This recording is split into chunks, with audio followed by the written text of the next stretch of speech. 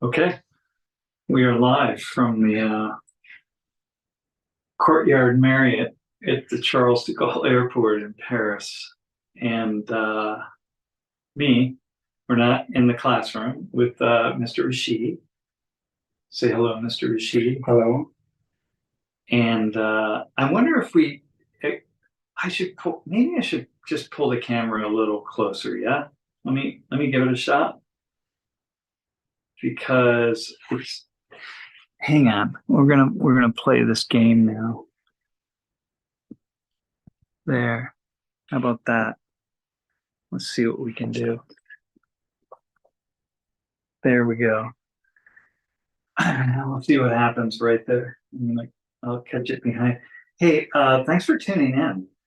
And we spent the day. Mr. Rashidi and I spent the day together. He came to Paris yesterday morning. I've been here for a few days, and we had the idea that we just wanted to get together. He's living in Howdah, and we're going to tell that story, how he got to Howdah, and kind of what it has to do with current events. But I'm flying back early in the morning, and he's heading back to Howdah. So, but let me just ask you: we've known each other since when? When did we meet? Yes, it's maybe 7 years ago, actually. 7 years ago? Yeah, 7 or 8 years ago. 2015, maybe? Yeah, 2014 or 20. Maybe 2014. So almost a decade. Mm. You were at that time living in Kabul, Kabul, Afghanistan, and we had a project together with a colleague who became my partner, Rashidi, who probably will be tuning in, and working on a project with World in Conversation and the Afghan Independent Bar Association and NATO, building an online dialogue tool to reduce conflict in conflict regions. And we were working in Afghanistan, and what NATO asked us if we could help build this tool so that as a pre-deployment platform, so that NATO soldiers and personnel could have conversations with civilians in areas of conflict before they deploy, as a way to reduce conflict on both sides, on the part of civilians and on the part of soldiers and other personnel. Because when conflict goes up on one side, it goes up on the other, and casualties on any side lead to more casualties on the other side. So this was not just about protecting NATO personnel, but actually, and primarily, given the unit that had endorsed this project, primarily protecting civilians. So how did you get involved in it? Do you remember? Yes, I was asked maybe not at the first stage. The project was going on, and he asked me, can you help us with this? Yes, I was really interested to do that, because in Afghanistan we had and we have now also so many problems. Yeah, it was really good for us, good for Afghanistan people to meet students from other countries, and also NATO colleagues, to talk to each other, solve the problems. They were thinking before, we are enemies. Just after talking to each other, they found, they have good relations. It was good after that. And also it was good opportunity for not to know Afghanistan, to know Afghanistan people, to know the culture of Afghanistan. It was a pretty interesting experience for me, and also for the other group, my colleagues in Penn State and also in NATO. It was a really good and also your colleagues on the ground, the students and other civilian participants on the ground in Afghanistan who got to tell their story Yeah. about what their lives were like and who they were. Yeah, Afghanistan experienced more than 40 decades, 4 decades of war in Afghanistan, and most of them were talking to this colleges of the students of foreign universities. The word you're using, by the way, is cadets. We worked a lot with cadets, people who were in military academies. Just they were interested to talk to each other about your experience in the war. Yeah, most of them were born during the war. Just they were sharing their experience. They were learning from each other, from countries never experienced war. Yeah, it was interesting for them to talk to each other. And if you don't spend a lot of time around military personnel, soldiers, officers, you can have a great many misconceptions about who people are and why they join to serve, why they join the militaries. It's very similar to police. It's very similar to professors. People right now, especially in the United States, who are not in college classrooms, and they just read the headlines about kind of many of the attacks on college professors, or schools anywhere. The idea that the schools have been taken over by either extreme left-wing people or extreme right-wing people, and so there are a lot of misconceptions about who teachers are and school administrators are based on a few individual stories. And so if you don't have that experience, if you don't know military personnel, then you can have really pretty serious misunderstandings, because what we know, the two of us, because we worked a lot with military, is that people do not want civilian casualties. Right? Nobody wants that, and they don't want that on their conscience, and they don't want that in the world. Soldiers, by and large, there are exceptions, just like with police, there are exceptions. There are many people who should never be police, and there are many people who should never be soldiers, but the vast majority are trying to protect other human beings.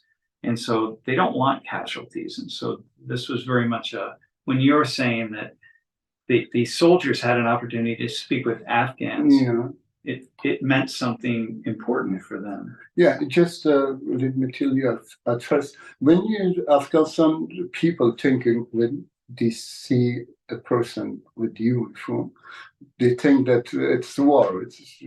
War happens. But when they talk to each other, they experience good thing, that not just the war, they're really good people. They can help us with everything. And also the other side, when they come to Afghanistan, they thought that Afghanistan people are all terrorists or Taliban. Yes, all terrorists. Yes, just when they are talking to each other, we could solve lots of problems. Yeah, there was nothing to be worried about.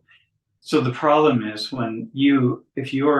if I'm a soldier and I come to Afghanistan and I have this idea that everybody is a terrorist and everybody wants to attack me or harm me, it means that I'm going to be in a very defensive posture with every single human being that I meet.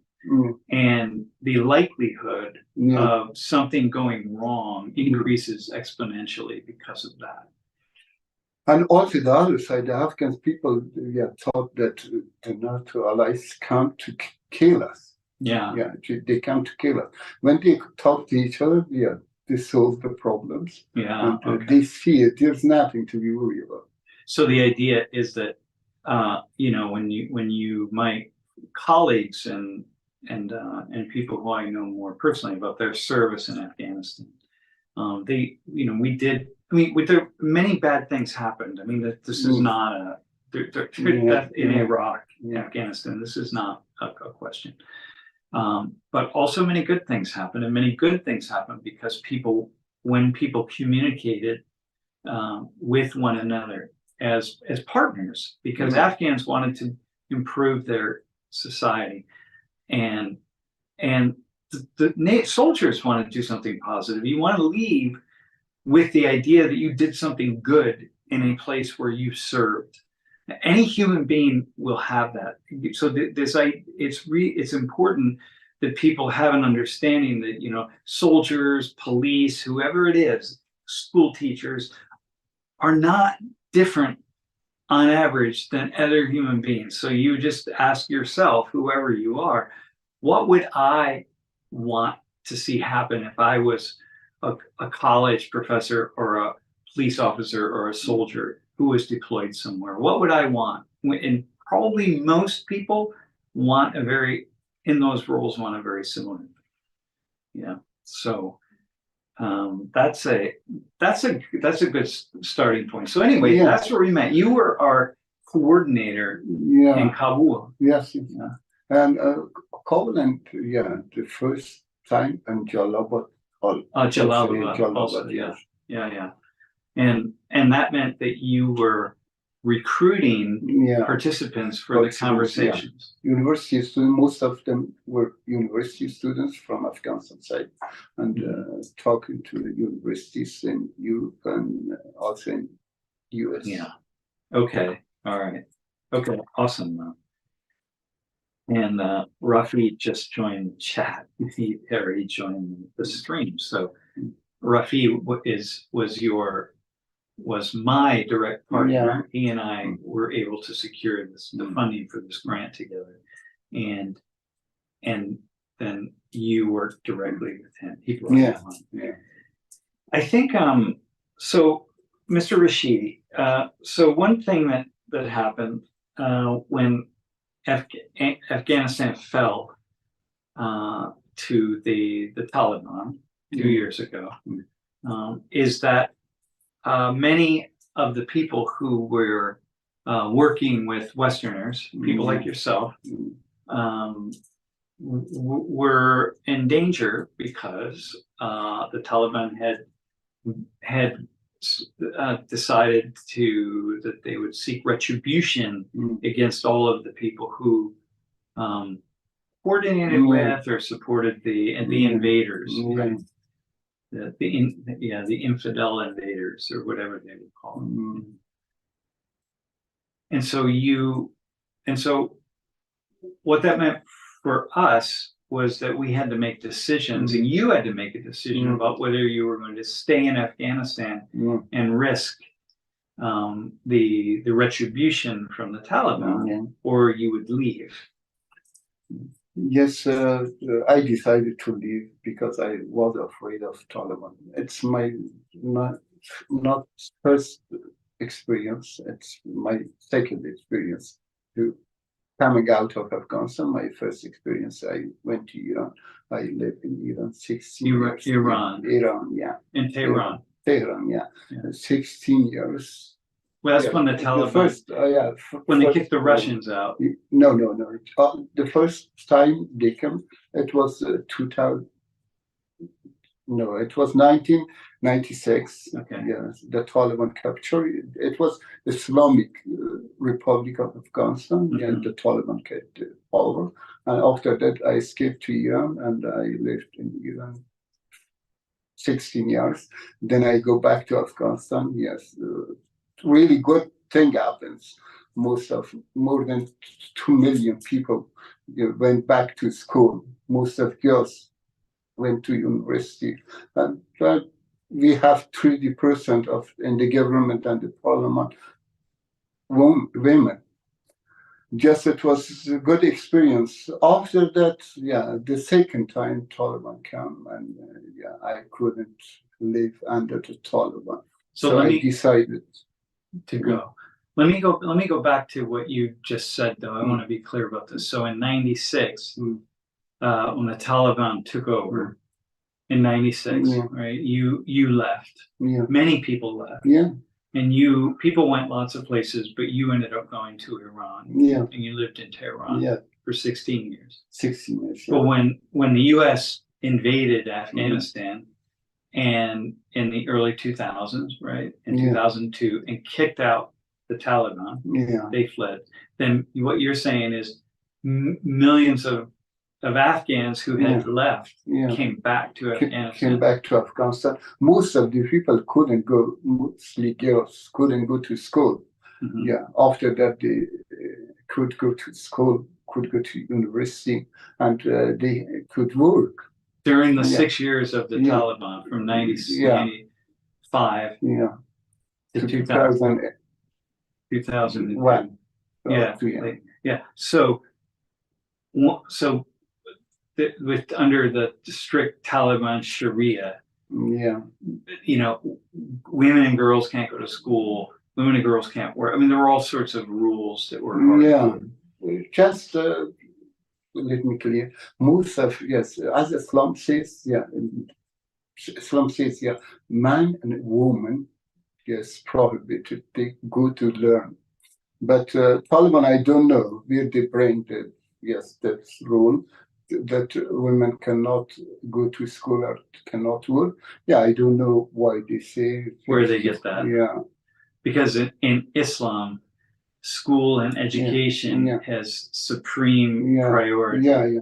And there's no ruling against women being educated or working outside the home. And so the Taliban, but I call them troglodytes, like cave dwellers, I mean, in their mentality. So somewhere they get that. And so the idea for you is, you came back to Afghanistan because it's your homeland. I mean, people want to go to their homeland. Yes, I have the experience.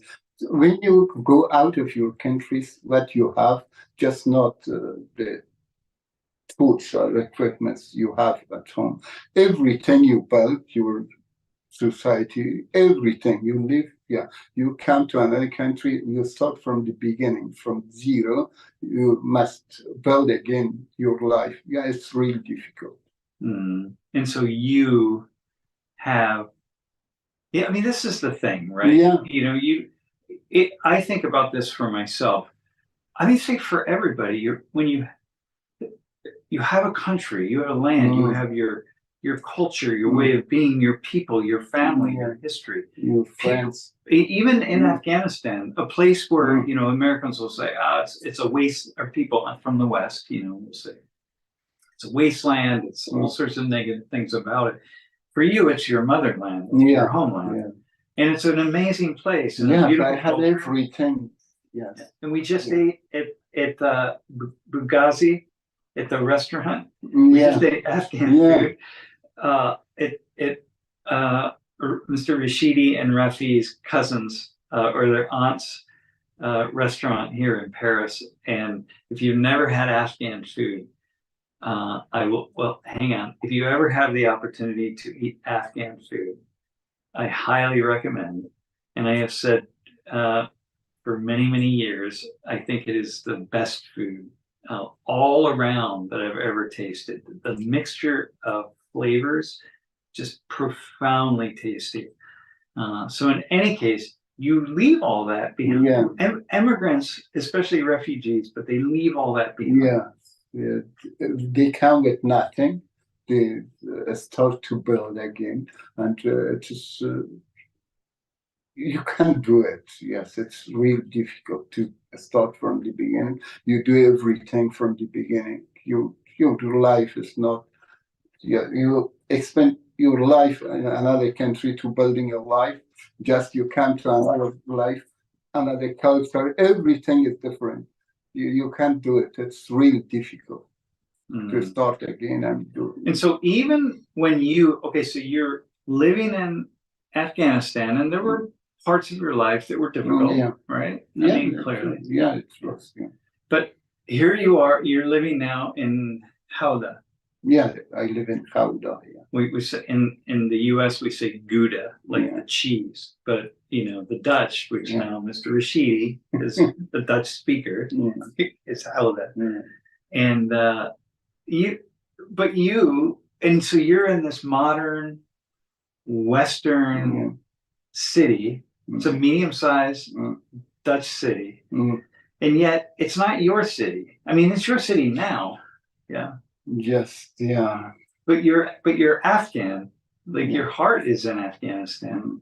And so, I think that many people would imagine that, of course, if you had the chance, you would leave Afghanistan to go, here you are in the Netherlands, right? And you would never go back.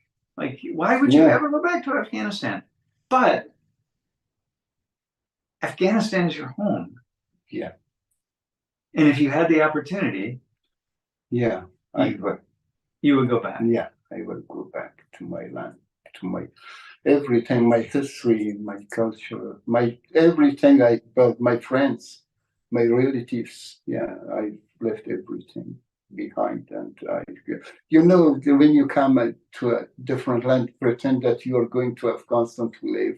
Yes, just even going to the supermarket or buying something is difficult for you. You don't know how they do that. Sometimes I was searching for one thing, 20 minutes, I couldn't find it. Yeah, it was really pretty different in Afghanistan.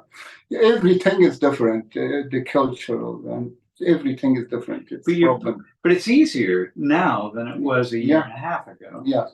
Yeah. Right. Now I learned everything in Dutch community. Yeah, I can go. I mean, it's not your life. Your life is much easier. Yeah, because you're. Yeah, it's going to be easier. Yes, it's going to be easier. I'm learning now. I'm changing somehow. Yes, from Afghan to Dutch. Yeah, somehow I must do that. I must change myself. Yes. Yeah, you have to. Here. Yeah.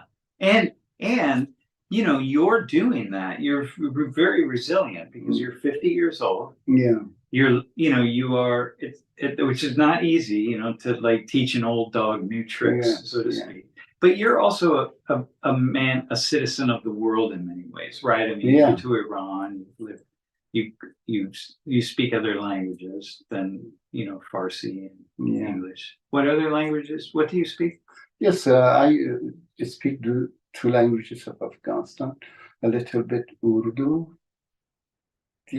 little Russian. I could speak, but now not. So you used to speak Russian? Yeah, but Farsi has two accents, Iran's accent and Afghan accent, both of them. Yeah, I can speak. And now, in English, you're speaking English quite well. And now you're speaking Dutch. Yeah, now. So you are also very resilient as a human being in the sense that you are willing to and wanting to assimilate into Dutch society as much as you possibly can. Yeah, I try my best. You don't know how difficult it is learning a new language. Yeah, at the first days I thought I can learn Dutch in maybe 6 months. Yeah, it's easy in society. I'm going to talk with them, and I started talking somehow, but I couldn't. Yeah, it was pretty difficult. Now I'm struggling to learn the language. Now I'm at grade B1, like this. But you again, I think it's important. What I want to say to people is, we see immigrants, and especially now coming into Europe from North Africa, from Sub-Saharan Africa, from the Middle East, from Syria, from Iraq, from Afghanistan, and other countries.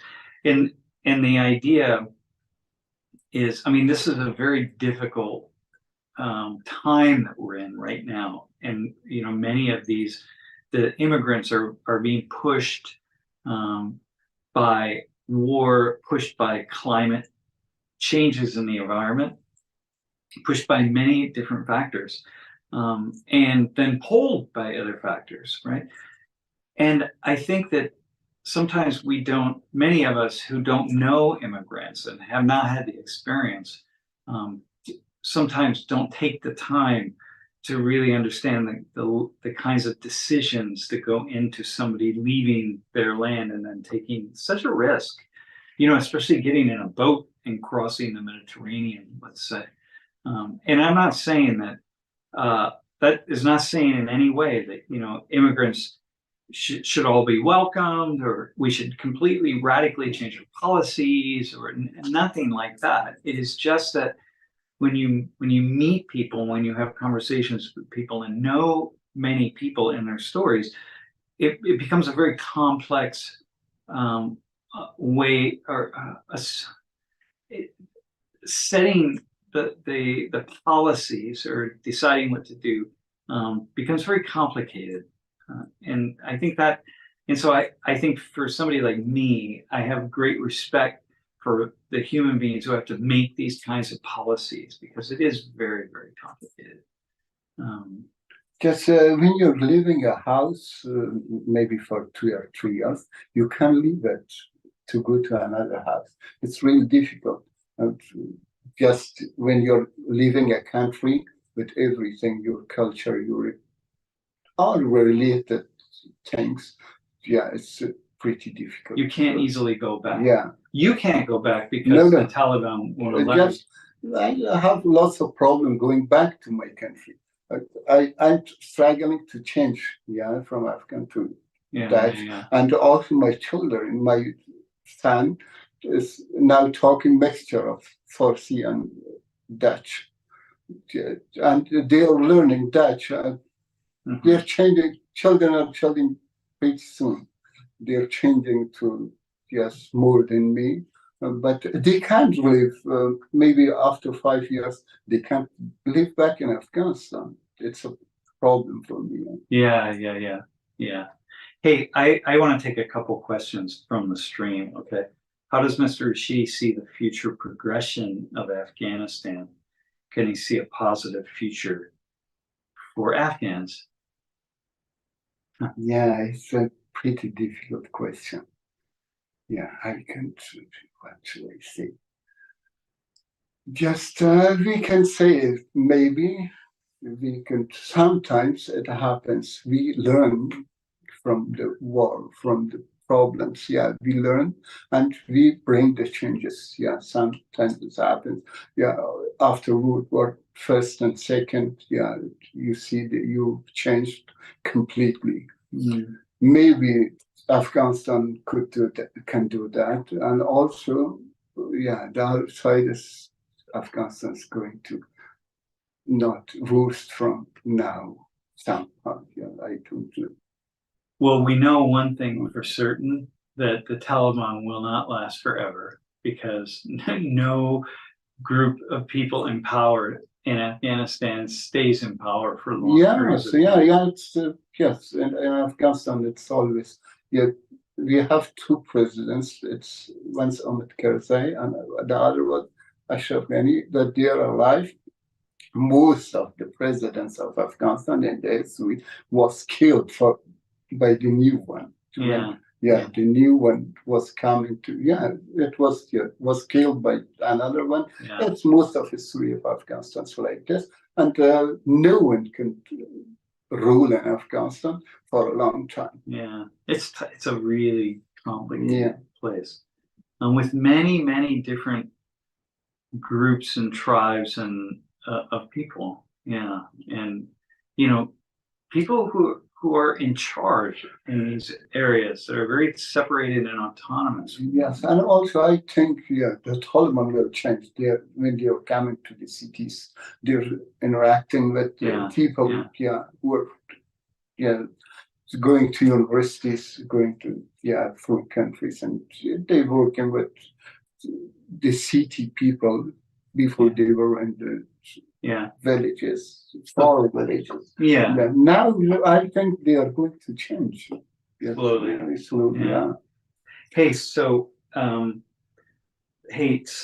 Samuel Blackman, you asked, how did I end up converting to Islam? Hey, listen, man, I tell this story, but I sometimes neglect. I tell it, but then my conversion was actually an accident. So You know the story, yeah? Yeah. In Istanbul. Yeah. So I was with a Sufi imam, and and just had a really intense experience with this man. We were, yeah, I wish I could. I just wish I had a vision for, climbing this spiral staircase to his apartment on about the sixth floor. And the spiral, the entire staircase was probably nothing. It was about this big. I mean, I had to just slowly make my way around, and I opened the door at the top, and there's this man sitting on his prayer rug right in front of me, and he invited me to sit down. And he didn't speak English, and I didn't speak Turkish. And there was an old Turkish historian there who translated a little bit. And in any case, at some point in time, we engaged for about an hour. He was just really looking at me with such intensity, and I was looking at him with such intensity, and we were kind of laughing and giggling and just enjoying each other's presence. We were both just really just captivated by one another. Yeah, can I say something? Yeah. Just you can read the Romani books. Yeah, you can read the books and compare it with others. All the religions have good things to help the people to be good. It's good. Just you can study and you can choose. Yes, on that time you can better choose being Islam or not. Yes, it's good. But you can also just have experiences. Yeah. Experiences can carry you.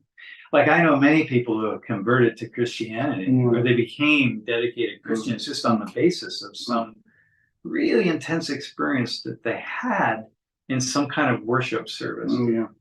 Here, a Christian worship service, and that really radically changed their lives. It just took them on a very different path. This didn't radically change my life, but what happened was, at some point in time, he asked me to repeat some things after him. And at the end, he said, okay, it was clear. Okay, you're now a Muslim. And he gave me the name Suleiman, which is a man of wisdom. And then I came back the next day because he had some Sufi followers, and they did a sema for me in the basement of this building. A sema is a Sufi ritual, a dance, and it was really intense. And they gave me a beautiful Quran and a prayer rug, and we had a meal. It was really, really, really just awesome people. And then they sent me on my way, and so I always have a place in my heart for that experience in Istanbul, and for Muslims, because I've met so many people. But I spent some really beautiful time in Israel with Jewish friends and colleagues and people who became my friends, and Christians and Buddhists, and so I feel like I'm kind of a little bit of everything. But anyway, that's a long story of that. So what's it like? Here's a question: what's it like coming back with all those millions of people? Do you return back to your old hometown or a new location? So listen, if you were, when you went back, when you first went to Iran, and then you went back to Afghanistan, what was that like for you to return? Yes, it was like second immigration. I changed. There's not too much difference between Iran and Afghanistan, but I changed to everything. Yes, I was a different man when I get back to Afghanistan. I had problem to go back to an Afghanistan culture, an Afghanistan society. Yeah, it was difficult for me. Just for a long time, I struggled with that. Now I was good with in Afghanistan. The Taliban, the second time Taliban came. So when you were gone for 16 years, yes, you never went back in that 16 years? Maybe 2 or 3 times. Yeah, I went to just for 10 days like that. But your parents, when you went to Iran, both of your parents had died. Yeah. Both your mother and your father. Yeah. Yeah. So you Before that. had lots of family. Yeah. And because you're Afghan and you have 1,000 cousins, Yeah. right? Everybody's a Yeah. cousin. I met a Yeah. bunch of them today. Yeah. Yeah. And Rafi's cousins and like everything is just, All right. So for Mr. Rashidi, what were some of the reasons the state building process failed in Afghanistan? What are some of the lessons you think we should keep in mind for the future?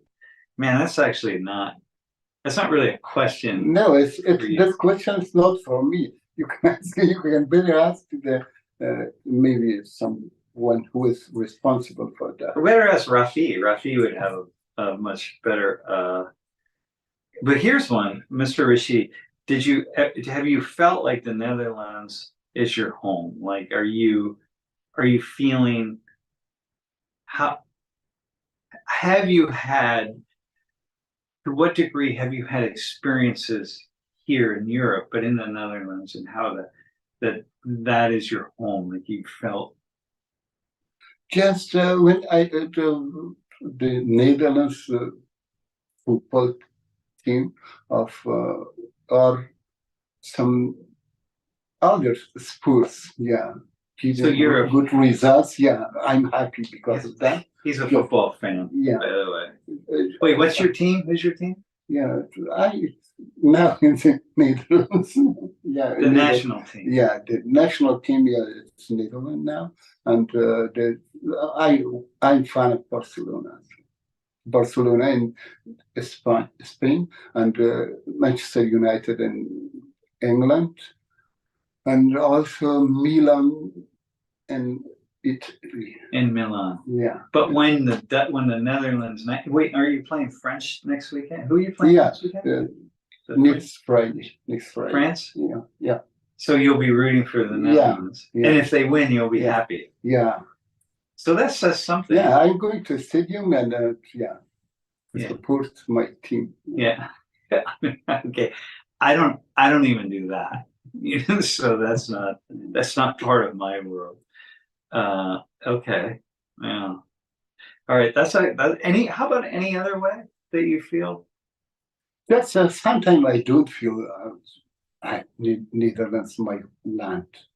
Sometimes, yeah, but I think I came from another culture, and I think that everything is different here. For me, it's not my land. Yeah, but also the weather is probably really tough for you. The rain and the gray. Yeah. The first now it's okay a little bit, but at first it was really difficult. Yeah, 4 weeks of raining and cloudy. Yeah, it was difficult. In Afghanistan, maybe after 2 months you see cloudy or rainy day, but here after 1 month we see just 1 or 2 days sun. After that again rain. So here's a question from this Bryce. He says, we tried to get rid of terrorists in Afghanistan. How did we do? The problem is,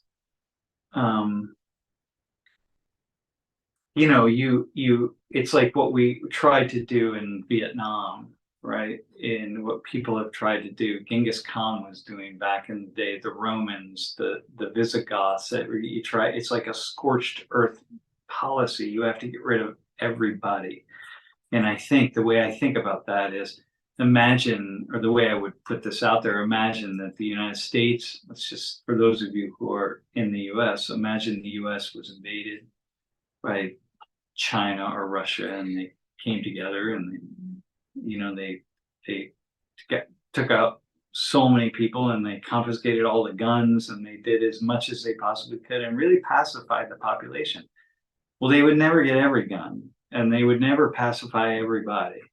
And it would be impossible. You literally would have to eradicate the entire population. And so back in, Beijing or in Moscow or whatever that invading power base was back home, they'd be sitting around tables trying to figure out how to stop all the terrorists. But I know Americans, and I know that you never would stop all of them. You can't. And in fact, with many actions, you just will create more people, more terrorists, more hate. And so it becomes this kind of fallacy to think that, we can do that. And yeah, go ahead. Yes, I was doing the dialogues between the university students of Afghanistan and university students of Western countries. Because of that, most of the time they think their enemies. Yeah, just when you say Afghan, just they think that he or she is terrorist of or and other side, when you say Americans or Europeans, they think in Afghanistan, they're our enemies. When they are talking to each other, they see that there's no difference between them. Yeah, they really. There's no difference. When you are talking to each other, you solve all the problems. You see, there's nothing to do. And I think this is something that, Rafi has, many people have taught me, but who actually taught me a lot of this is Rich Gary. He's our colleague who's in the U.S. military and 4, 5, or 6 tours. I know. You know Rich, and you'll see Rich when you come to Penn State in March. People who are poor, they don't operate, especially say in a place like Afghanistan in the countryside where most people are illiterate and poor. They're not getting newspapers every day. They're not watching the news every day. They're just living their lives. They're not thinking about ideology and thinking about who they're going to support. It's like whoever the warlord is, whoever has amassed enough power and has the weapons in a particular region is the one they're going to support, because their livelihood will depend on that person and getting any kind of support or protection from that person. So, and if that person gets taken out by somebody else, then their allegiance will go to the next person. So it's not, we have this idea oftentimes in many of these conflict areas that people are very kind of thoughtfully following some ideology or some people, and they're just trying to stay alive. Can I say one of my friends? I think it was 2002 or 3. There wasn't good WhatsApp or something else. Just there was the Yahoo chat rooms. I was a member of a chat room. It was Barcelona fans like this. Barcelona fans. We were chatting to everyone in English. When I said I'm from Afghanistan, they put me out of the chat group. Just because I'm from Afghanistan. Wait, they thought that you were some kind of terrorist. Like this. So this is that's pretty bizarre. Well, I think it's so. I'm going back to this question here, right? With Bryce. He said, so how did we do? Well, we didn't do very well because we can't do very well because it's just not really possible. And even, many people who become so-called terrorists, often they become terrorists in very opportunistic ways. Many of these ISIS people, they don't believe ISIS. It doesn't really matter. They're not thinking about the ideology either. But, somebody comes along and says, these are, when you're living in an area where you don't have the potential to make money, you don't have you don't have land, you just don't have potential for upward mobility, and you're extremely poor. And I'm not making excuses, but this is the sociology of the reality, and what people who I have learned, people in the U.S. military have taught me that this is how it operates, right? That the most advanced thinkers in the military who study it, that people just take opportunistic moments. So someone says, hey, here's $2,000. You have to come to Syria or come to Iraq or come to Afghanistan for 6 months and train and fight. And then, but the $2,000 goes to their family. and or $5,000, and that's so much money. And so then they say, okay, I have no future, so I'm going to go. And so the terrorists oftentimes it's very it's just an opportunistic thing. It's not like it's this huge like conversion of radical ideology. It's kind of like how many people in the U.S. military join the military because they want money to go to college or something. And then we have the idea like, oh, you join the military because you want to go kill people somewhere. It's like, no, actually, I just didn't have any possibility of going to college. So I thought, well, I'll join the military, never thinking that I would get deployed and have to actually use a gun anywhere. And so it's not that difficult or different anywhere you go in the world. People are just kind of looking at what's right in front of them. Now, that's not true of everybody. I knew, when I was in high school, there were a couple guys who joined the military because they really wanted to go out and shoot guns at other people. And they just had that kind of mentality. But that's rare. Anyway, are the terrorists of Hamas somehow related to those of the Taliban? No, they have nothing in common with one another. Or did we actually get rid of ISIS? We did not get rid of ISIS. ISIS is quite active in many different areas, and ISIS and the Taliban, and to degrees they fight each other, and other degrees they. Yes, I think ISIS, and there is maybe a conflict between far rights and extremist Muslims. They feed each other. What they are doing and what the others are doing, they feed each other to improve. They feed each other. It's really. Hey, how many, just while we're on this, radical Muslims, I mean, you've been a Muslim all your life.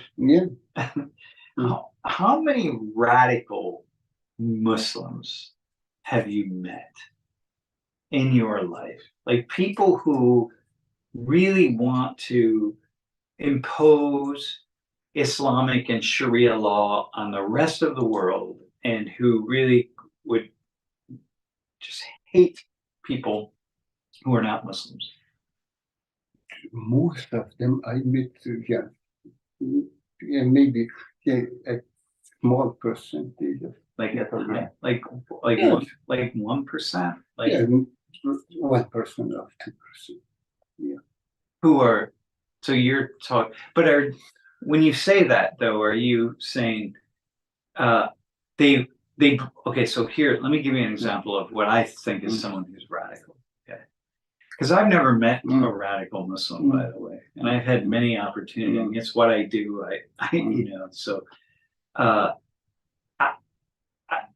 There are many Christians who believe that ultimately Jesus must return again. Okay. Rashidi went to his first Catholic cathedral today, the cathedral, which is the home of the patron saint of Paris, by the way. I was teaching him some stuff about Catholicism, how to pray and different things, even though I'm not Catholic, but I spend enough time with Catholics, so I have a way of doing it. But there are many Christians who have this idea that the entire world will ultimately have to be converted to Christianity, that Jesus will not come again, that we will not have, nirvana and heaven on earth until, that happens. And that really they see as their job to convert the entire world to become Christians. And I would say, okay, you are a radical Christian, to impose your version, and it usually comes along with a very skewed or very sort of contained version of Christianity, very strict rules, right? Because it's not like my version of Christianity. You have like, you do this, you do that, like whatever. No. It's very clear. It's usually people who are very clear about what the sins are. And the sins are often the things that they're not doing because they're not interested in doing. But like the things they do, they like to do, other people will call them sins, but they don't, this kind of thing. Okay, so in any case, I call them radical Christians. So when you say radical Muslims, are you including those kinds of people? No, I haven't met people like this to try to say must change, to come to Islam, But then who are radical Muslims? What do they believe? When you say a very small, tiny percentage, like what do you mean? Just, it's a difficult question. Some people, they don't know most. Just let me say something. Everything people say that the way I'm going is good way. Just let's tell the other people to come and join me and go like this. Maybe some of them like this, and some of them just say others not okay. Just I am. They must follow me and come with me. Oh, they sort of follow. Okay, Yeah. I got you. Yeah. So in that sense, yeah. So it's not what I say. I also include. So we in the West have this idea. When we think about radical Muslims, we think about ISIS, we think about Hamas, we think about Taliban, we think about. Although Hamas is very much a different kind of. That's an organization built around a political, like a political objective, not. The ISIS, their objective is not political in the same way that Hamas is. Most of the ISIS and Al Qaeda, when we are talking about it, most of in Muslim countries, they think that they are not Muslim. Yeah, they're not right. But the vast majority of Muslims, I've never met a Muslim who thinks that Al Qaeda, ISIS, Taliban, and so on, that they are Muslim. So you said most. I'm going to say all. I've never met any Muslim who thinks that they're actually Muslims. So I want to be careful with the words because it's actually far more rare than anything. Whereas, I think there's an equal number of radical Christians in the world. And I think that, Christians don't, if you're Christian and you're living in a Christian society, you don't see the radicals in the same way as other people, right? Like you don't have that. How would I say? Like I listen to some of these really radical Christians preaching. Like I'll turn the television on and they're preaching like this. Oh, it's just horrific. The things they're saying about people and about other human beings and about people who are not Christians and about people who are sinning and like the hate that's coming out of their mouths. But I don't see them as radical or evil. I see them as just mentally ill. But somebody else, like, you might see them as like, wow, you're really radical. You're really evil. That's so hateful. But I would have a tendency, although not entirely, but there's a part of me that just would kind of laugh at them, So I think if we flip that, in that way, like we don't see that in our own backyard. Like I know who they are. Yeah. So did those radicals try to get you to become? Has anyone ever tried to convert you into some kind of radical idea? No. Ideology? No. They would just look. I was in Iran, and there was an old woman. He told me, "You're really a good man, but you're not Shia. You must be Shia." Yeah, you have to be Shia. Yeah, and one time, it is 1 year ago, I was with an Hindu classmate. He said, "You're a really good person, like Hindu." Yeah. I think Yeah. And you think radical, it has a connotation of some willingness to use violence. This is Samuel Blackman said. I would agree with that. And I think that, I think there are many. This is what scares me in the U.S. right now, right? When I'm looking at some of the radicals who are really pushing the kind of political agenda on the right, like especially the Trump followers, and then people pushing a political agenda on the left, who are have a certain disposition or an openness, so many, to commit acts of violence and then justify it. This is the thing. People can justify that violence pretty easily. It doesn't take a lot. I mean, it does from at the outset, right? But it's a slippery slope. Yeah. We don't have a pretty definition for terrorists. Who is terrorist? And I don't know. Just sometimes you see someone's terrorist, they say no, he is pretty good. But sometimes you see someone, it's not terrorist, but they say it's the power of media. They can change it to convert someone to terrorist and convert it to. Well, we saw that, right? We were watching the news last night in our hotel in Paris, and we turned on Sky News, and we were watching the coverage of Israel and Palestine, and we turned on Sky News, and it was just all about the Israeli or Jewish hostages, right? Well, I shouldn't say Jewish, because many of them are not Jewish, and they're including our Arab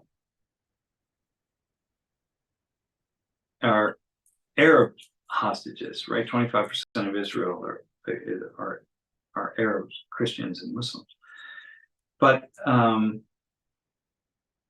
Sky News was all about the Israeli perspective. There was not a single moment, even 30 seconds of coverage that would in any way show any kind of or promote any kind of sympathy toward Palestinians. Even like a bombing in Gaza or something, right? You would just see like an explosion of a building.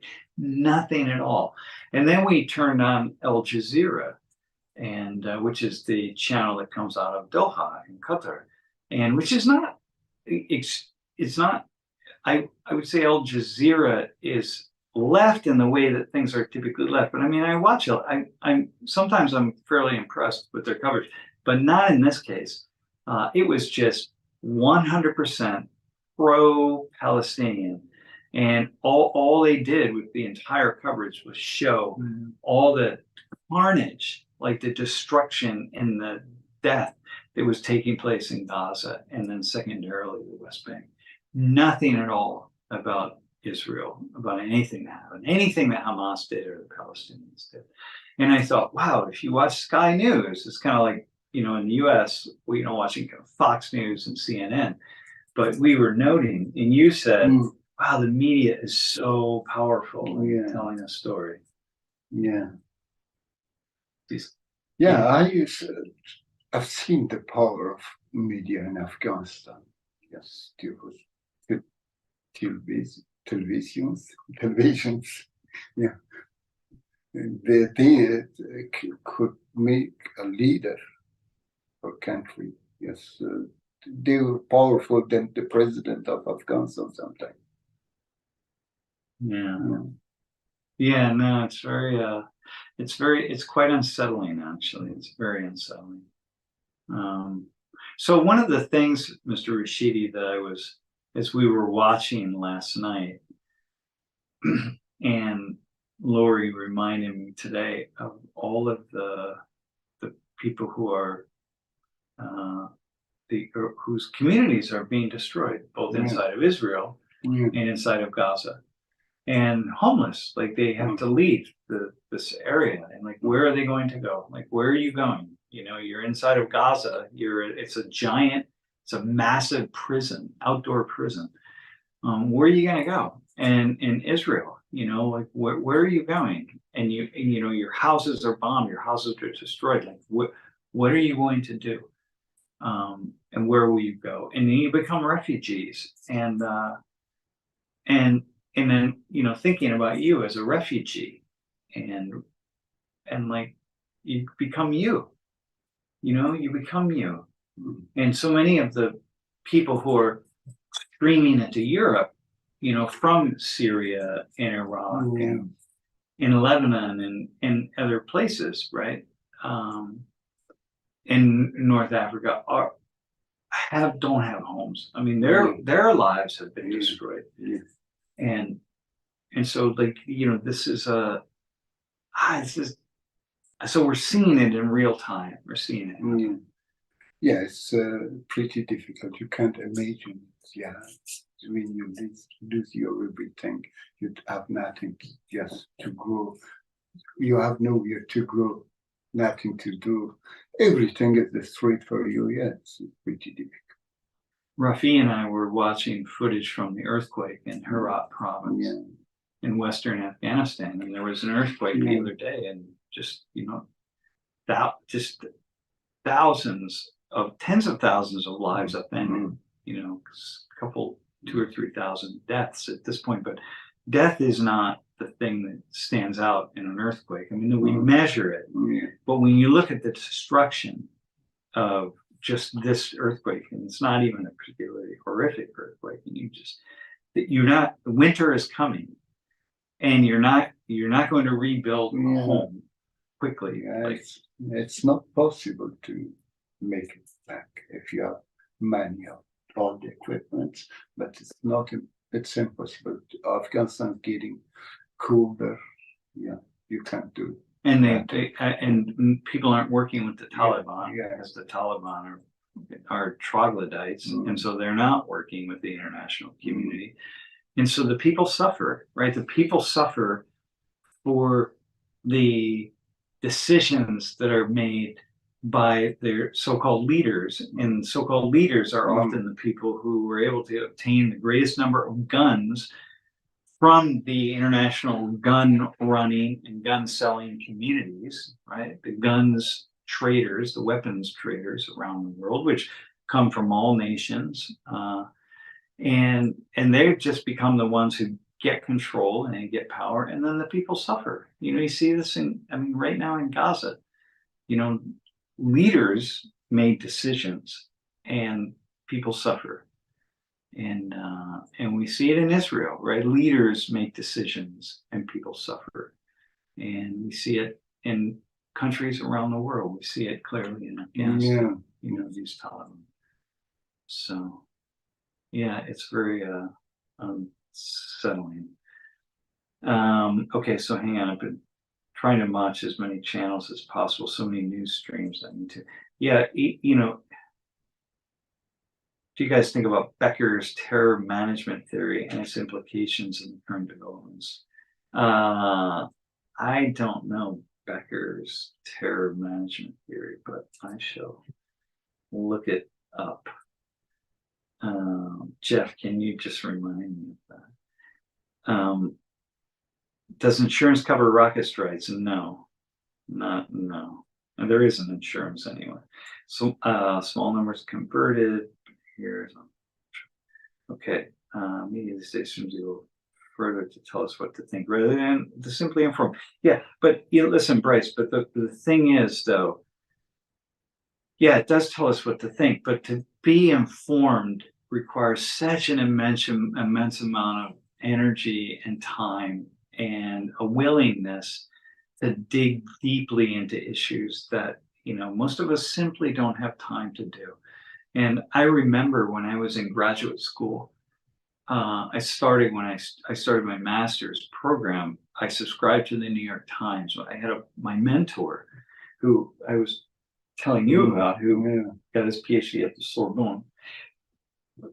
We went to the Sorbonne today here in Paris, and he said, "Listen, you need to read the New York Times. Pick one of the the newspapers, right? But New York Times is a perfectly fine one. You need to read it every single day, and just read it. Spend an hour and a half or 2 hours and really go through it." And I did that for probably 3 or 4 years.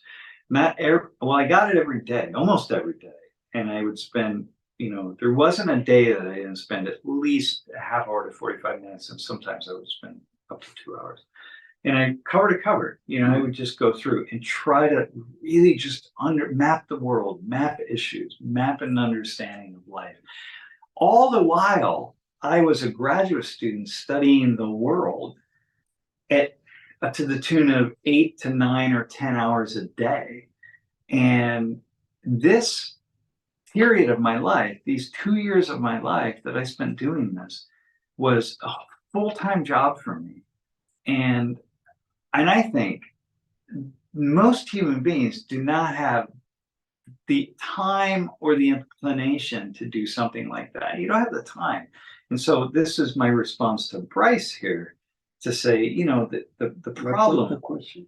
The question is about media these days seems to go much further to tell us what to think rather to simply inform, right? And I think, well, the problem is we want to be told what to think because most of us don't have enough time to build the categories. What my mentor told me was, you need to build the intellectual categories yourself in your own mind. Build a scaffolding of life, of the in your own intellect, right? So that you can plug things into it and then be willing to change the sort of the boundaries of that scaffolding, right? And so most of us don't have time to do that. And so what we need is someone to just give us quick headlines. And that's not that, people are dumb or but it's just, we're busy. And that's important because somebody had to make this television set and someone had to come in here and make these beds in this room, and someone had to do all sorts of things. And if they were busy doing what I did in those years, then nobody would be around to do any of this stuff. So it's good that people don't have it, but what it does mean is that, media is doing something in a way. They're doing something that people want, actually, which is kind of just give it to me quickly. Does that make sense? Yeah. Yeah, it's hard. It's problematic with the media. Yeah. Okay, hang on.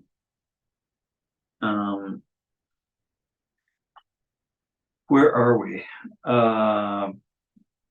Becker argues most human action is taken to ignore or avoid the inevitability of death. Okay, yeah, all right. Yeah, I would go with that. The terror of absolute annihilation creates such profound, albeit subconscious, anxiety in people that they spend their lives attempting sense of it. Yeah, I would say that. The word occupation has been used often. Hard to imagine the intended meaning is fixed and consistent, i.e. the state of Israel or the entire Zionist project since Herzl. Yeah, it is, I think occupation is, I don't want to get into the stuff with Israel too much because it's just incredibly, it's laden with so much stuff. But occupation is one of those words that has taken on a politicized meaning that goes beyond the sociological meaning of the term. So, like, if I say occupation as a sociologist, it's very different than what an activist means when that activist says occupation. So it's a very problematic thing. It's one reason that I don't throw buzzwords in.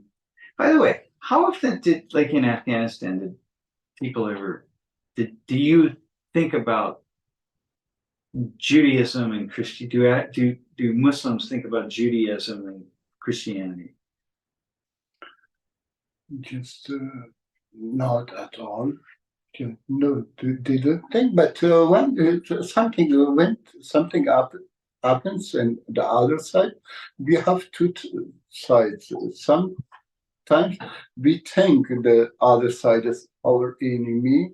Just what they're doing it's against us, and sometimes we see something which happened, we are coming against that. But most of the time, people don't think about it. They're living their life. But do they exactly? They're not even thinking about it. Yeah. But do people think? I know that when we were in the church today, you made a reference to Mary. Yeah. Because she's a prophet. Yeah. In Islam, Jesus and Mary, the mother of the mother, prophet, yeah. And like Abraham is a Yeah, prophet, yeah, you know, yeah. in Judaism, right? Yeah, Abraham yeah, is a prophet. yeah. So Islam, the roots of Islam are Christianity, and before Christianity, Judaism. Yeah. So any dislike of Jews and Christians strikes me as being kind of strange. Yes, yeah. Islam says about all and accepts all the religions, but they say we are modern and we are new. They must convert Oh, they have to to, Islam. yeah. So like Muhammad, Yeah. peace be upon him, If by the way, yeah. is the most elevated, the prophet who is closest to God, to Allah, to God. Most of the Yeah. religions just the God for Ibrahim and the God Yeah. for Muhammad, for Jesus. Yeah, No. it's the same God. When they say to Ibrahim, tell Muhammad, yes, the Muhammad is the modern one. The others must follow Muhammad Yeah, because they Yeah, believe to the same God. yeah, like Americans, you know, like many people don't realize that Ibrahim, the name in Islamic Muslim name, is Abraham, is the name named after the Jewish prophet Abraham. So it's kind of like, and it's just kind of strange, you know, or that Jesus, you know, was Jewish, died as a Jew. Yeah, it's all just very strange But to me. the followers was against. Well, they were all Jews too, Yeah. but the immediate followers were all Jews. They had no sense at all that they were somehow moving away from Judaism. You know, yeah, it's a very strange thing. The news hosts I've heard haven't been asking, "What do you mean by occupation?" Yeah, exactly. They don't ask that because, especially if you're on the left, occupation just is one of those buzzwords that people really, yeah. So anyway, yeah. So I am in Paris, just Paris right now. I came here for a conference, and Mr. Rashidi and Rafi came down from Belgium, and Mr. Rashidi came down from Netherlands to say hello. And okay, so any other, I didn't start looking at the chat until much later, after it was really rocking and rolling for a while. So if there's anything anyone else would like to ask, how does Mr. Rashidi get around in the Netherlands? Ah, man, yeah, he's got to have a bike. He got a bike immediately, right? People donated bikes, right? Like, yeah. Everybody has a bike in your town. Yeah, they say every Dutch people have 3 bikes. Have 3 bikes. Yeah. I have 2. You have 2? Yeah. One of my sons, can not ride bicycle, but has one. But has one anyway. And Huma? Does Huma ride? Yes. She rides. But she can ride in the park, not on the street. Yeah. Okay, all right, good. I mean, you have to. You can't be Dutch. If you don't eat cheese. Yeah. And ride I think riding a bike is part of Dutch culture. Yeah, so much. Here in Parisian culture, it's very much part of it, but not like in the Netherlands. If you ever have an opportunity to go, it's it's really hey, it's beautiful land for visiting. Is Netherlands is the beautiest land I have ever seen. Yeah, you see something you can't see it in any part of the world. Yeah. But for example, flowers, many colors. You don't, even of something you can imagine that kind of thing. Did you go see the tulip fields when they were in bloom? Yeah. Yeah, I have to come over. I really have to. My whole life, I wanted to have that experience where I just ride a bike through just kilometers and kilometers of flowers. Yeah.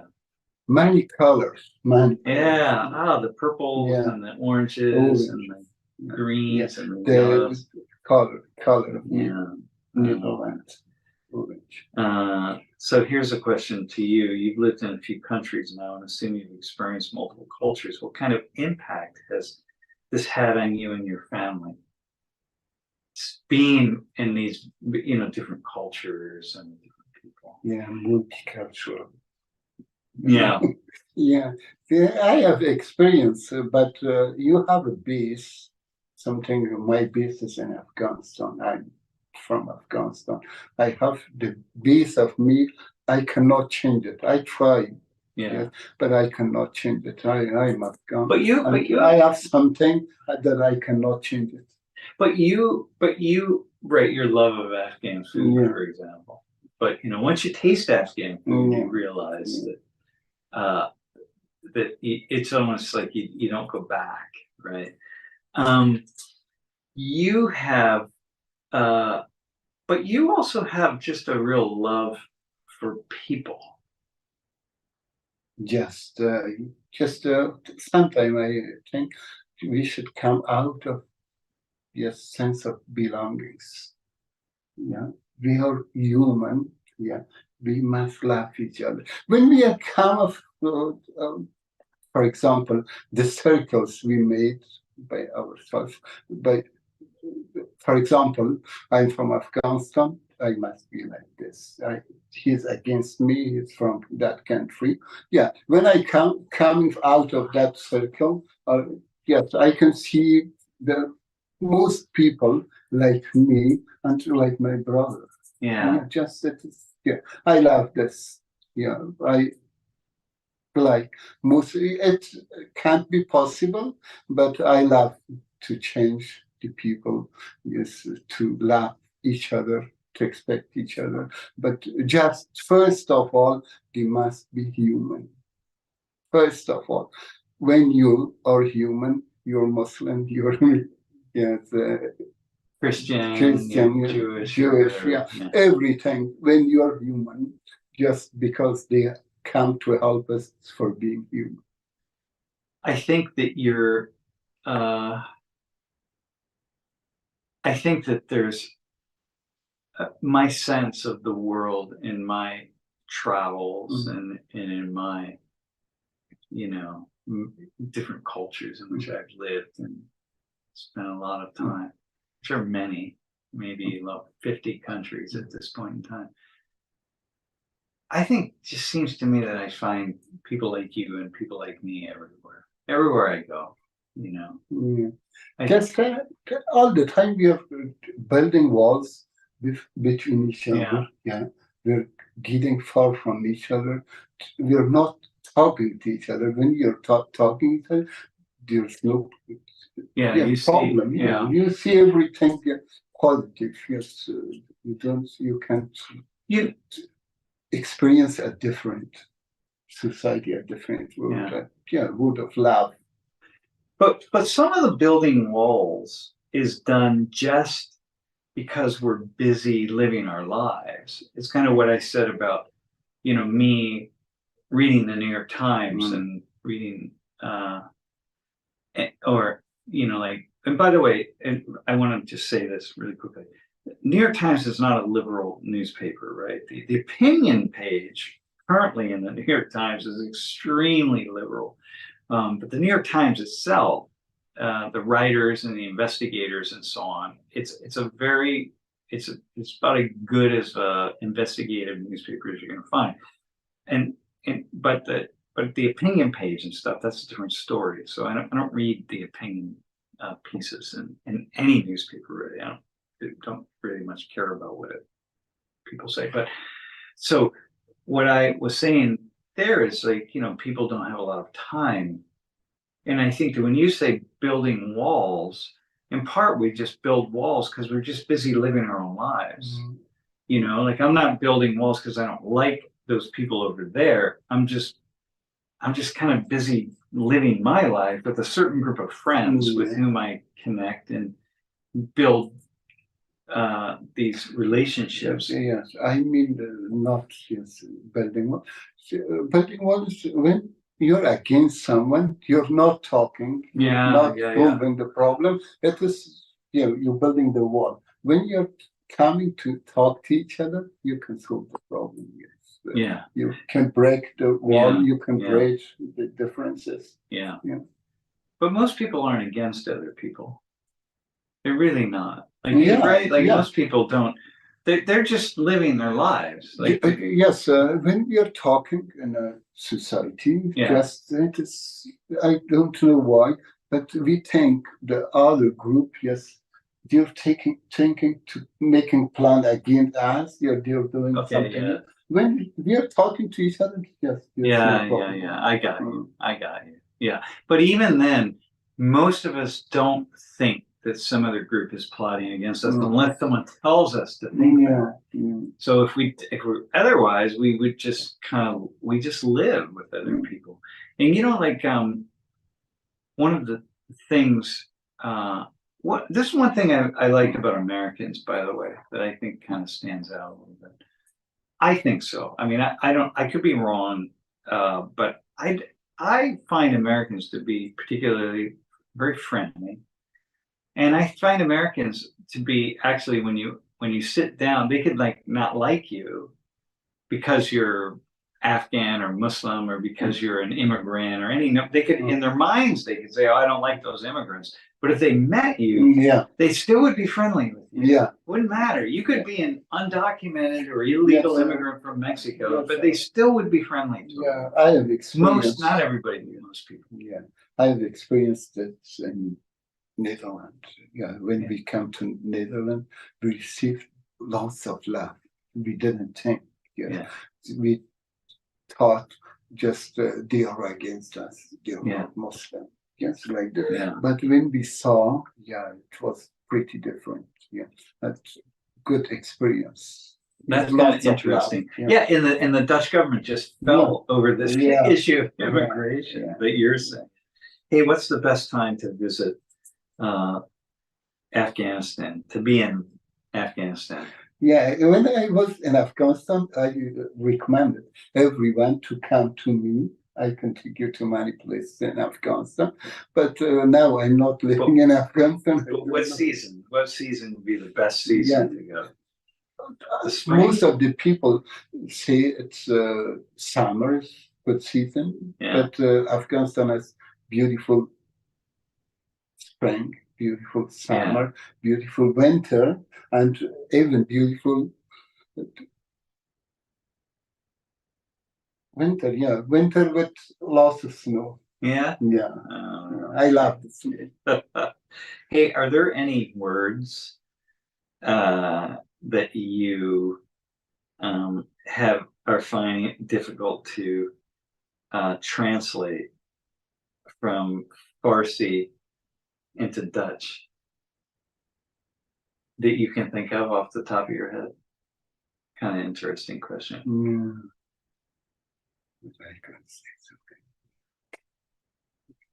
Then maybe that's a hard question. Hey, here's a question from Nutty Lose. I'm not sure how to pronounce that.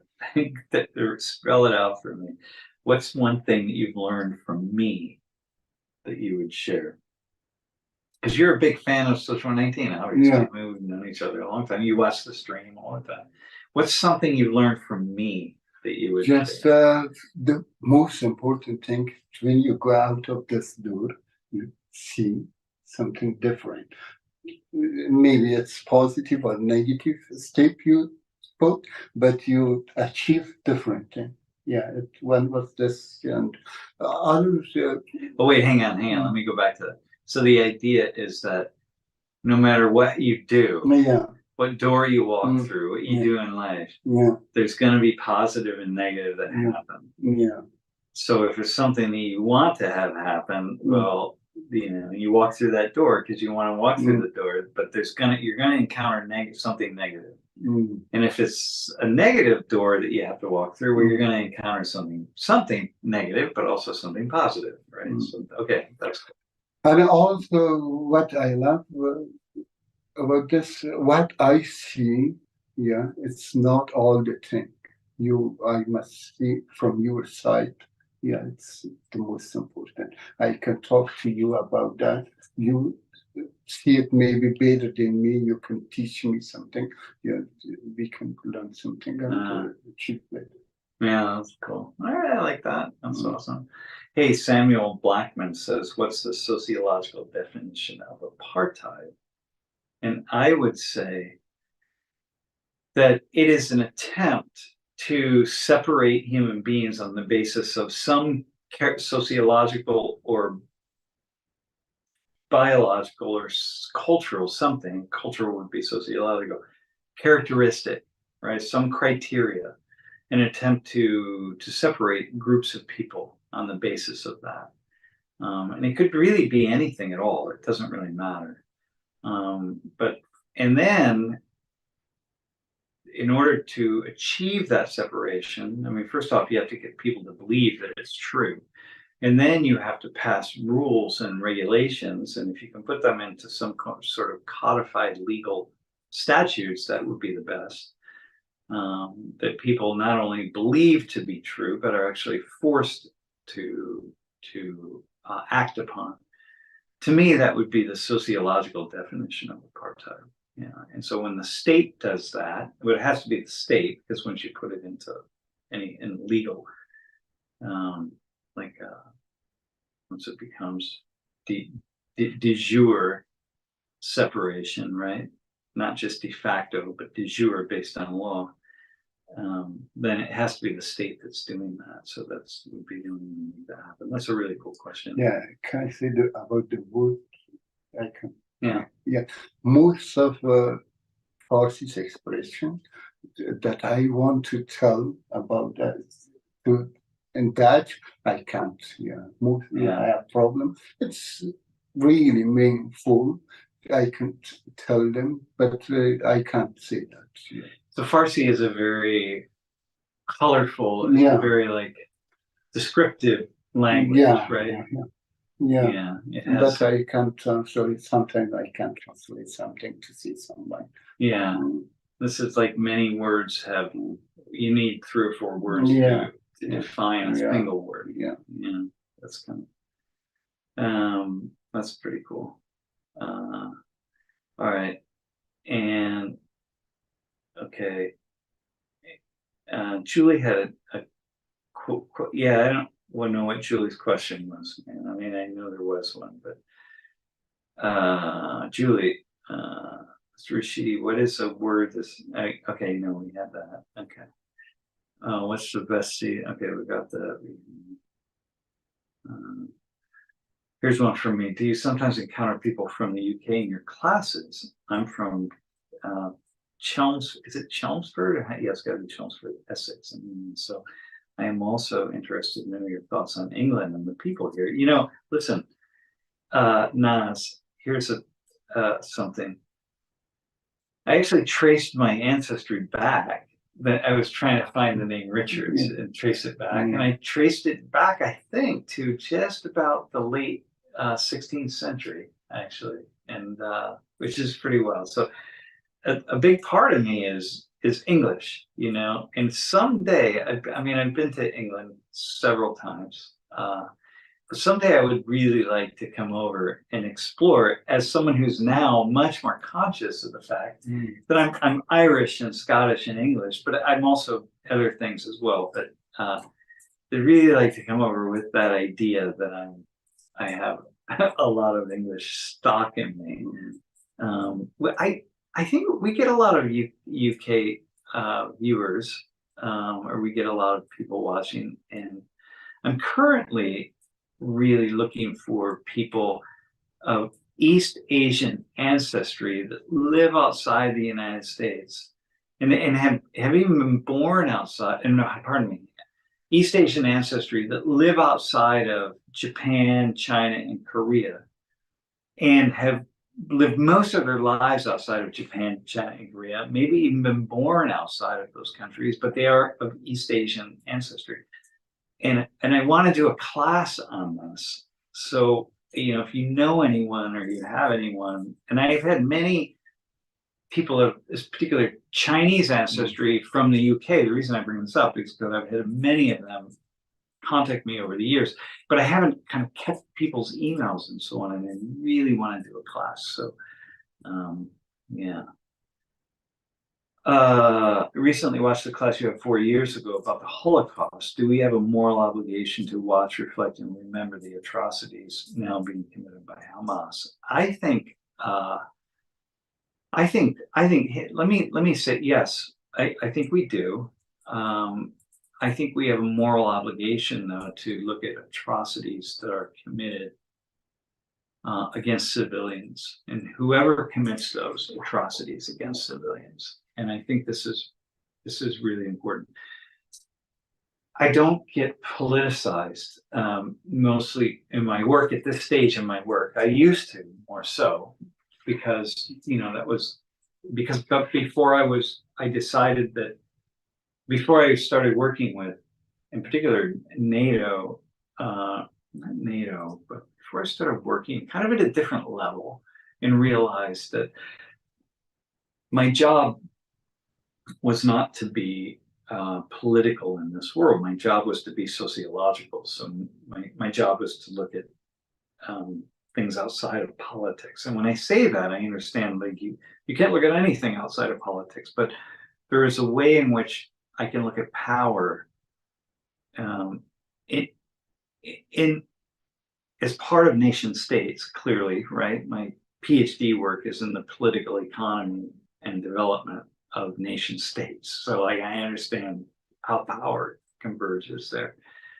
But somehow that my best work I was going to be able to do it if I just looked at the raw kind of sociological factors and forces that were taking place. And that's my long way of saying that it's important to look at in this particular case, in these days and times, anywhere in which people with power abuse the rights or just harm people who really are innocent, other than just the fact that they're born somewhere, just in the way that you're just we're Afghan, living your life, and you didn't. Nothing that was happening in the government was what you wanted in the Afghan government. Like all the corruption that happened with the U.S. helped move along. You know what I mean? But or the West did, just by giving so much money and trying to build a government too quickly. Yeah. But you become in some ways just an unwilling victim of decisions by other people. Yeah. So anyway, I would say that, I think, but I do think that there's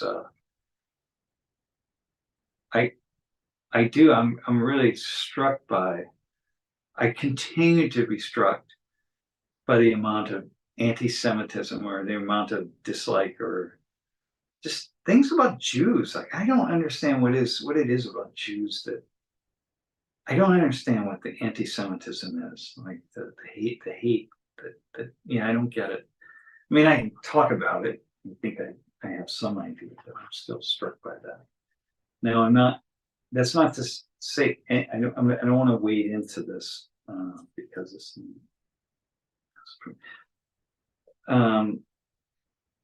Hey, what's the role of religion in your? What's the role of religion in your life? Are you religious at all? I don't think you are, right? Yes, I'm Muslim. Yes. But I'm the one holding the Muslim prayer beads. Hey, But I don't you don't even own any. Do you own prayer beads? I don't know. Yeah, you can have these, by the way. I get these from Boston. Just not just religion. Everything can have an effect in your life. But, my mother was a Muslim, and she taught me many beautiful things from Islam. Yes, just not to be against anyone Yeah. and be a good person. Yeah, it's the most good thing that I have learned from a really religious person. That was my mother. Oh, yeah. Yeah. A Muslim, religious Muslim. Does she pray Muslim. every day? Yeah. I would love, listen, so first off, I would be, if I could choose, I mean, really, if I were choosing, I would probably be Jewish because the people of the book, I love just the back and forth. I would want to be like one of these like really left brain rabbis who just argued all the time. You know what I mean? I just studied Jewish law and secular law and just was like in my mind, right? That's probably what I would be. But you can't convert to Judaism. I mean, you just can't. It's just not one of those things that you can do. So I was like, well, whatever. I can't be Jewish. I like Catholicism. I always liked Catholicism. I used to enjoy when I worked with the Catholic Church in South America. I used to enjoy all the masses. Sometimes I would be traveling with priests out in the countryside, and they would visit these communities, and I would sit through, oh my God, like 3 or 4 masses, because everywhere they went, they would do a mass. I mean, sometimes it was for 6 or 8 people, and sometimes for many more. But in these little villages up in the mountains, and I really enjoyed the rituals of Catholicism, and not so much Protestantism. Although when I'm in say like a black church, although it goes on too long, I don't need these 2 hours there. But black churches will go like 2 hours, but it's a lot. It's very interesting and it's uplifting. You can dance and sing. But I do in Islam. I could really imagine organizing my life around praying, 5 times a day. Let's say, I could. Yeah, see that. it's not just praying 5 times. No, it's not just that. But I'm just saying I could do that. Yeah, I could imagine doing my prayers 5 times a day. Just as they say, when you're going to do 5 times a day prayers, you see all the laws. Yeah, you must do good things, not do bad things. Yeah. So yes, it's teaches, it's telling you every time you must do good things. And repeat. Yes, it's 5 times you do when you're doing. You teach. It teaches you to do good things. Yes, good. But you don't clearly you don't need to be reminded 5 times a day to be kind. Because that's just part of it. And I don't need that either. But for me, it's more of a meditative posture, right? Like I could sit in zazen. I do a lot. Like I'll be working at my desk and I'm feverishly doing whatever. And then I'll just sit back and I'll just maybe watch the birds or something. It's just like take 3 minutes where I'm just breathing and just being in my own existence, and so this kind of like praying. I mean, it's like, but in any case, I like the idea. Yes, when you believe to a most powerful thing that supports you, it is good. It's a lot easier. It's not easy being. I don't have that. Well, I guess I do, but it's a lot easier to live. To make sense of things, religion is still most people's answer to dealing with the death anxiety. Death anxiety is so important to us. I agree with the death anxiety. I've always thought about this in my head, the anxiety about dying. But then a couple of years ago, almost 2 years ago exactly, I had just like what we thought was just some kind of a health crisis, and then it's fine. We got through that, but it's like I came up against death. I thought I was cool with death, like you with your heart, right? I thought, okay, I got this death thing down, and then suddenly, whoa, man, I wasn't as comfortable as I thought I was. Like it just really was. 10 years ago, I was like, okay, I'm ready to die. Like I got this, whatever. But it's like when I was looking at possibly that, walking through that door, I wasn't at all. So I'm a second year uni. This is from Nas again, a second year student at ARU in Chelmsford, and the critical thinking module during first semester really made me question everything around me and not take everything at face value. Yeah, that's the beauty. That's the blessing and the curse of a critical thinking module. That you question everything, especially when you're like 19 or something, you know. I mean, it's really not a time to, man, maybe it is. When did you first question? When did you first have the idea that there was no God? Yes, 2 times I was kicked out of the mosque. The mosque, yeah. Yes, once I asked about the mullah of Islamic scholars. It was not, doesn't have high. But the teacher of the mosque. He told me something that was not for me acceptable. I told him, I know this one, just a little bit more. He told me, go out of here, you're not Muslim, and like this. And the second time I thought about something is, where's the cable of the electricity? I had problem. I said, there's equipment, no, without digging in the ground, it knows, where's the problem. We must dig in that part, and we have to dig 3 streets all long. Because I said that, he said no, just God knows. God knows the answer. It kicked me out of the mosque. Because he's saying, no, God will fix this problem. And you're saying, just not say solve the problem.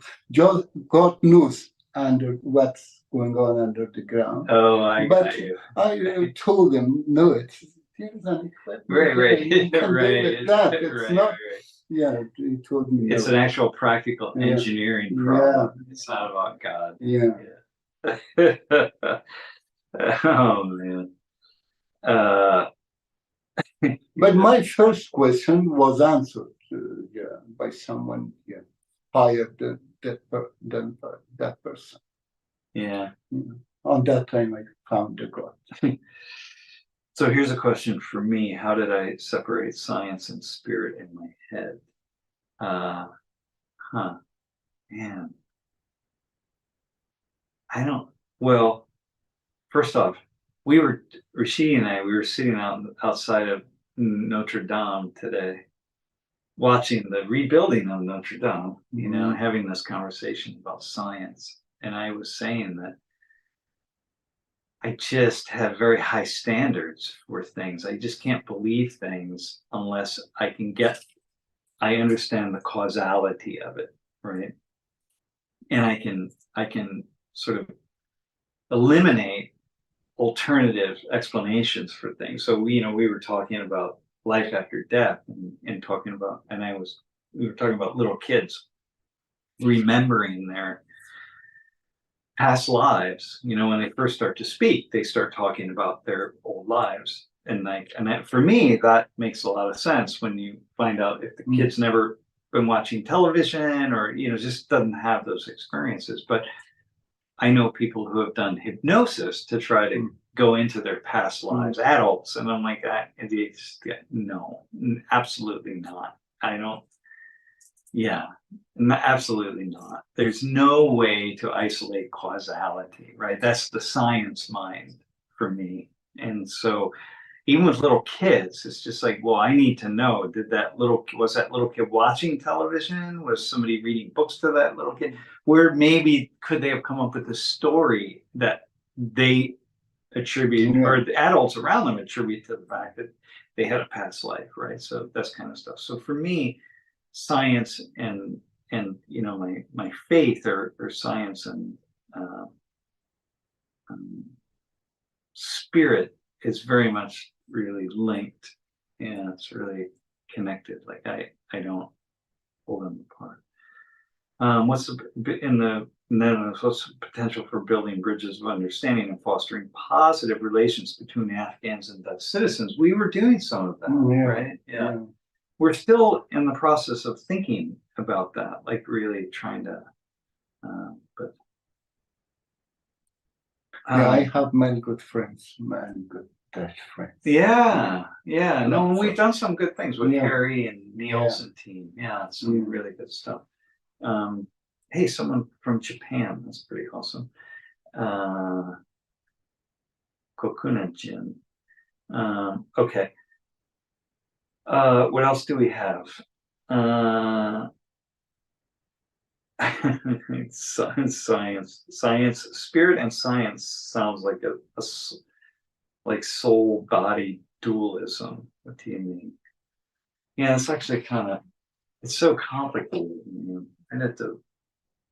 For me, I think you're actually asking somebody else, but Axel. But yeah, that's actually a really okay. Yeah. Opinion. Hey, Matt. Yeah, you get commercials from time to time. That's just our way of making money to pay for our equipment. So, we even got a commercial a hot minute ago. So, it's kind of to keep spiritualism and religion apart from the profession among scientists. That's actually a cool question. It is. I don't. There are many scientists. I've had the opportunity to meet many very kind of high level scientists. I mean, read people at the highest levels, like the really most brilliant thinkers, and people some of whose names people would know. And I'm always surprised at the number of them who have deep spiritual convictions, who are connected to the spirit, meaning who, myself included, who don't think that we die and we just go to nothing, right? I mean, that there's something that unites, that pulls so much of this together, this thing we call life.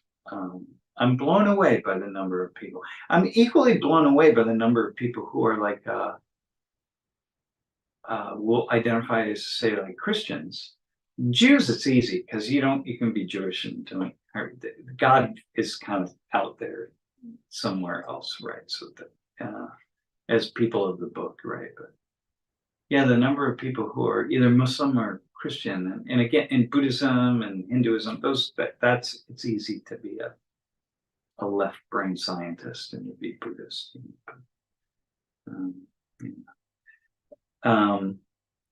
Okay, if I'm asking too many questions, all right. How do individuals and communities negotiate cultural identities in increasingly multicultural societies, in your opinion?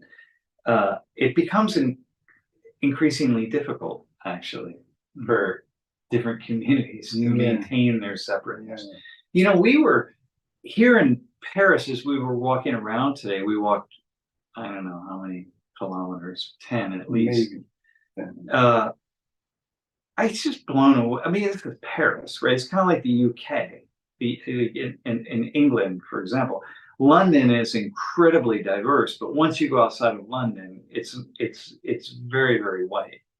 And Paris is similar in this kind of way. Here, it's just this melting pot of so much, like in New York. And so it becomes really difficult to maintain those identities, right? We were at the Afghan restaurant and there was that group of women who were eating kind of next to us. And it looked like every single one of them was of a different ancestry, right? And of different background, like their ancestors came from a different part of the world. And I thought, okay, I don't know. Yeah, it's hard to really sustain that, sustain identity based on culture or based on ancestry. Which is, fascinating, right? And it's not the best way to be. I mean, there's nothing quite wrong at all with being with and enjoying people who are of your background. So. No, I have not seen any bed bugs, man. I think it's one of those things where by somebody wrote a story and then the next person writes the same story, and then suddenly there's everywhere I turn, somebody's writing a story on bed bugs. And I, I, I don't, we rode all over on the subway. I didn't even see any bed. I mean, it's just one of those things. Like, no, we didn't see bed bugs. And bed bugs are in every single city. And this is one of those things, right? And I've experienced this because I've been part of stories where the media from all over the place start contacting me for the exact same story that they want to run. And then suddenly it seems like the story is everywhere. And it's like, no, it's the same damn story. Yeah. Okay. Listen. So by the way, Parisians, the French have a stereotype of being really unfriendly, especially to Americans, but people who are not French. I've never found that to be true at all. Yeah. Maybe, I don't have experience. Yeah. I don't know. Yeah, you have 2 days, 3 days. Well, you have 4. You've been here since Friday. Since Friday. Yeah. Since Saturday. Yeah, but yeah, I've never found them, by the way. So there's another story. Bed bugs and French being stuck up and eating people who are not French, especially Americans. I've never found that to be true at all. Okay. Listen.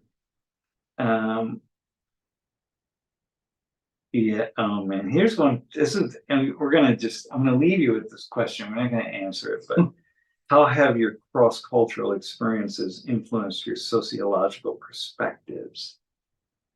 That is a particularly complex. Yeah, it's complex, but it taught. But people, it taught me that people are not different. Hey, wait. Hey, okay, go ahead. Naz, I have a question for you. All right, go ahead. Yeah. People are not different, just they think that they are different. When they come to each other and they talk to each other, we find something, more things, that we are common. But people are not. Yeah. You can't be that different. Yeah. There's like human beings are really can't be. You everywhere in the world, you wake up in the morning, you go to the bathroom, you brush your teeth, you have something to eat. Hey, Naz, so here's an interesting question. Years ago, I had a relationship with a collegial relationship with a person who was a demographer in England. He was based outside of London. I forget where he was, which university. He was in Manchester, actually. But he was really studying the percentage of different regions, or like small. In the U.S. we call them counties. I don't know what you call them there inside these smaller units, but of percentage of white people in all the different areas, and like how. Once you're outside of Manchester and Birmingham and in London and the bigger cities, like how in so many places that those numbers are just so high, like 85% and above white people.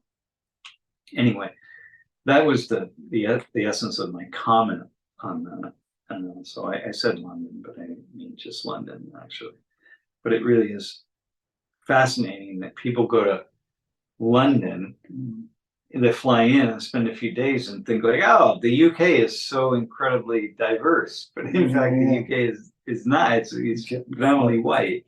Yeah, it's kind of like or England, I mean, but it's kind of like someone the other day mentioned. No, it was someone had told Jamie that they went to Korea and they felt like they were in any other city anywhere and they went to Seoul and they felt like they were in any city anywhere else. And like Lori and I realized, well, they must have gone to Itaewon or Hyundai. I mean, one of the areas, neighborhoods where all the foreigners and tourists go. Because if you go to in most of the areas where Lori and I hang out and where we spend time, you really hardly see anybody who's not Korean. And but we went to Itaewon about 3 weeks ago, and I felt like I was in, I don't know, like the hip part of Brooklyn or something. You know, it was really. Mr. Rashidi, any final thought as we got to go to sleep, man. I got a plane to catch, and you got to go back to your family. Yes, I think I said everything that I had, but just yes, yeah, bridge the gaps between human. Try to bridge. Yeah, we can't bridge all. Try to bridge the gaps between the human and make a beautiful and lovely society. I love that. There you go. I love that. All right, man. And for me, yeah, thanks for tuning in. We will be back in the classroom in 2 days. So I don't know what we're going to talk about. I had an idea, but we'll see. We'll see where we go. You know, we don't the classes really don't get planned very far in advance because one never knows what's going to happen on the news cycle and that kind of thing. But anyway, thanks for tuning in. Thanks for all your awesome questions. And it's really a nice opportunity to just hear what people are thinking. So be well. I'm out. And thanks, Jeff. Thanks for making it happen as you do all the time. And yeah. All right. See you all.